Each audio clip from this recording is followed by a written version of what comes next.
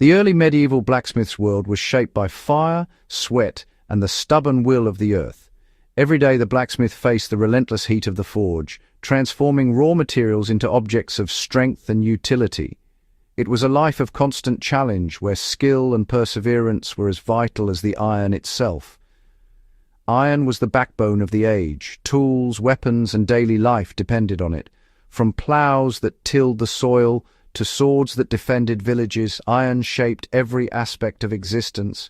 Without it, communities would struggle to survive, let alone prosper. Yet for many, iron was locked deep within the earth, inaccessible to small communities. The vast, hard rock deposits required resources and technology far beyond the reach of most villages. Mining was dangerous, expensive, and often reserved for the powerful.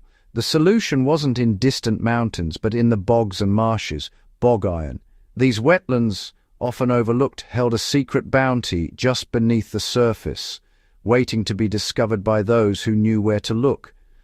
Unlike hard rock mining, bog iron could be gathered locally, almost like a crop. It formed anew over time, replenished by natural processes, making it a renewable resource for generations. This made ironworking accessible, allowing even small villages to thrive. The ability to produce iron tools and weapons locally gave communities independence and resilience, fostering growth and innovation. Harvesting bog iron was a communal, democratic act, connecting people directly to their land. Entire families and neighbors would join together, forging bonds as strong as the metal they produced. The blacksmith became a reader of the landscape, understanding the cycles of nature to find this hidden resource. Knowledge of the land, the seasons, and the subtle signs of bog iron's presence was passed down through generations. Tools and weapons were born from the very soil and water that sustained the community. Each item carried the story of the land, a tangible link between people and their environment. The story of medieval iron is one of adaptation, ingenuity, and a deep bond with the land. It is a testament to how necessity and creativity shape not only technology, but the very fabric of daily life. Ironworking shaped not just technology, but the very structure of society. The blacksmith's craft influenced social roles, trade, and even the power dynamics within villages and beyond. The legacy of bog iron is a testament to human resourcefulness and the power of local knowledge. It reminds us that even in the most challenging environments, people found ways to adapt, survive, and thrive, leaving behind a world truly forged in fire. Bog iron forms through a remarkable natural process. Rainwater, as it trickles down through layers of rocky soil, dissolves iron minerals from the earth itself, carrying them along its journey. This iron-rich water eventually collects in low-lying wetlands known as bogs, where the landscape is shaped by centuries of rainfall and slow-moving streams. In these oxygen-poor, acidic environments, unique bacteria thrive. These microorganisms play a crucial role, transforming the dissolved iron into solid nodules that settle into the peaty ground, often leaving behind striking orange or reddish stains. Over many years, these nodules slowly accumulate just beneath the surface, forming a layer of ore that can be harvested again and again, a truly renewable resource, constantly replenished by nature's cycles. Harvesting bog iron required a keen eye and deep familiarity with the land. An oily, shimmering film on the water's surface was a telltale sign that iron was present below, waiting to be gathered. Iron gatherers would use long wooden poles to probe the soft peat, feeling for the lumpy, heavy ore beneath. With patience and skill, they extracted the bog iron by hand, often working in teams, to lift the muddy nodules from the earth. Once collected, the ore was carefully dried and then roasted over open fires to remove impurities, a crucial step before it could be smelted into usable iron. This cycle of harvest and regeneration allowed entire communities to thrive for generations as the bogs renewed themselves and provided a steady supply of iron. Unlike traditional iron mines, which could be exhausted and left barren, bogs had the remarkable ability to replenish their iron stores, supporting a sustainable and ongoing industry. The relationship between people and the land was both sustainable and deeply intimate, rooted in respect for the rhythms of nature. Knowledge of bog iron, where to find it, how to harvest it, and how to work it, was a form of wealth, carefully passed down through generations as part of a community's heritage. The bog was not just a swampy wasteland, but a vital part of the medieval industrial world, providing the raw material for tools, weapons, and daily life. This process fostered resilience, independence, and a sense of community identity as people worked together to sustain their livelihoods. In quiet abundance, bog iron shaped the destiny of countless communities, leaving a legacy that endures in the landscapes and traditions of today.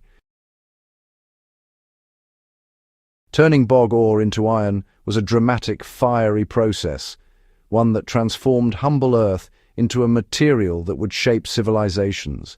The journey from raw ore to usable iron was both dangerous and awe-inspiring, requiring patience and skill.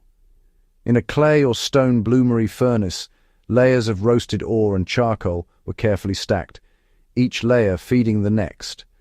The arrangement was crucial, as the right balance of materials determined the quality of the final iron. Bellows pumped air relentlessly, raising temperatures above 1200 degrees Celsius, hot enough to work magic on the ore, but not so hot as to melt the iron completely. The charcoal's carbon stripped oxygen from the ore in a process called reduction, freeing the iron atoms from their mineral bonds and leaving behind a new metallic substance. Unlike modern blast furnaces, the bloomery didn't melt the iron into liquid. Instead, it formed a spongy, semi-solid mass called a bloom, filled with slag and impurities. After hours of intense smelting, the furnace was cracked open, and the glowing, almost otherworldly bloom was carefully extracted with tongs and tools. While still white-hot and malleable, the bloom was hammered relentlessly on an anvil to drive out slag, consolidate the iron, and begin shaping it into something useful. Each powerful blow transformed the porous, spongy mass into a solid billet, ready for further forging and refinement. This was the birth of usable iron, raw, powerful, and forged entirely by hand, destined to become tools, weapons, and the backbone of medieval society. The process demanded not only physical endurance, but also a deep understanding of fire, chemistry, and the subtle art of metalworking. Medieval ironworking was as much art as science, a testament to human ingenuity, creativity, and the relentless pursuit of mastery over the elements. Bog iron's unique chemistry set it apart, especially its phosphorus content. Phosphorus, absorbed from the bog, remained in the iron after smelting. This element formed a thin, stable phosphate layer on the surface, slowing rust. Many medieval iron artifacts survive today thanks to this natural protection. However, phosphorus also made the iron brittle when cold, challenging the smith's skill. Blacksmiths learned to work the metal at high heat, balancing its strengths and weaknesses. The phosphorus paradox highlights the ingenuity of medieval artisans. Their mastery turned a challenging material into tools that could endure centuries.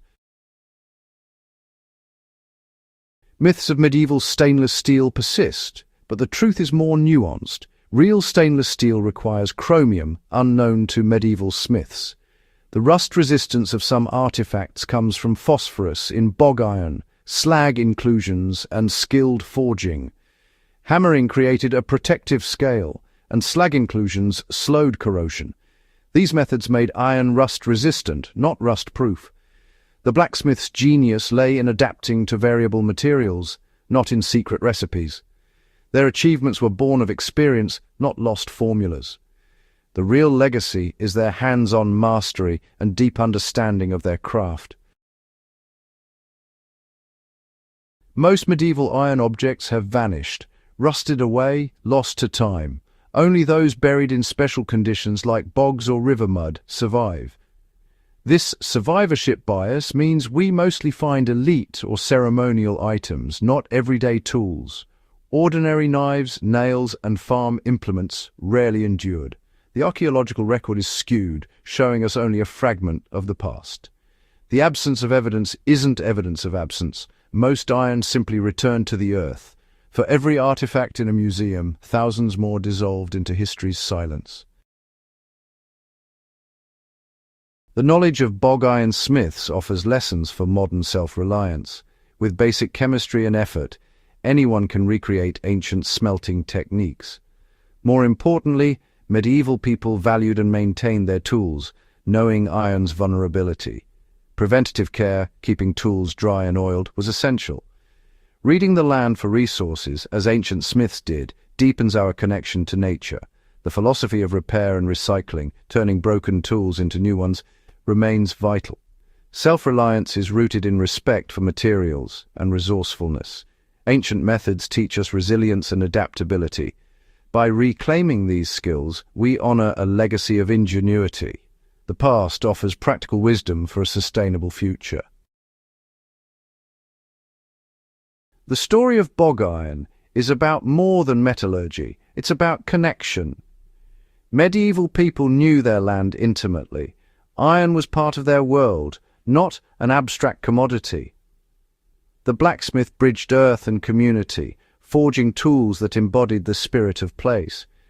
Today, we're often disconnected from the origins of our possessions.